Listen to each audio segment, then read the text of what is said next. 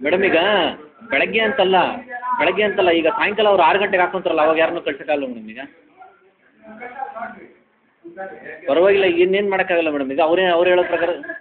ಜಗಳ ಮಾಡಿದ್ರೆ ಏನು ಮಾಡೋಕ್ಕಾಗ್ತದೆ ಈಗ ಏನು ಮಾಡೋಕ್ಕಾಗತ್ತೆ ಮೇಡಮ್ ಕುಡ್ತಾರೆ ಅಂದರೆ ಏನು ಮಾಡೋದು ಏನು ಮಾಡೋಕ್ಕಾಗ್ತದೆ